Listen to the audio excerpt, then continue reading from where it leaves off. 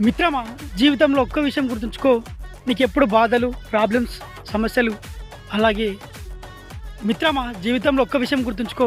నీకెప్పుడైతే బాధలు, కష్టాలు ఎదురైతాయి అనుకో, అది ఎందుకు ఎదురైతాయి అంటే, ఎవడైతే ఎదుటి వ్యక్తి కారులో తిరుగుతున్నాడు, వాడు ఐఫోన్ తెచ్చుకోండు, వాడు కొత్త బండి తెచ్చుకున్నాని ఎదుటి వ్యక్తితో పోల్చుకొని నువ్వు కూడా తెచ్చుకోవాలనుకుంటావు చూడు.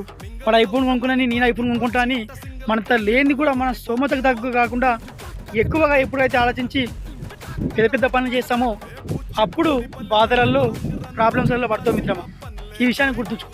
నీకు ఎందుకు చెప్తున్నా అంటే, మన చేయికి ఉన్న ఈ ఏవైతే 5 వేళ్ళు సమానంగా ఉండవు మిత్రమా.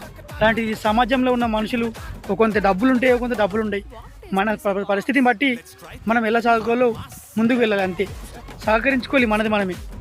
వాడది చేస్తున్న వీడది చేస్తున్నని మనం కూడా చేయకూడదు. ఎందుకంటే మన ఇంట్లో ప్రాబ్లమ్స్, మన ప్రాబ్లమ్స్, మన స్తోమత ఏంటి.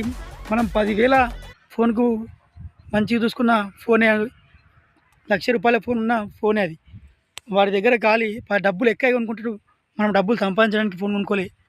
వాడు డబ్బులు ఎక్కువ పెద్ద పెద్ద కార్లు కొనుక్కుంటాడు, మనం డబ్బుల కోసమే బండ్లు కొనుక్కొని మన పనులు చేసుకోలేము మిత్రమా. గుర్తుంచుకో.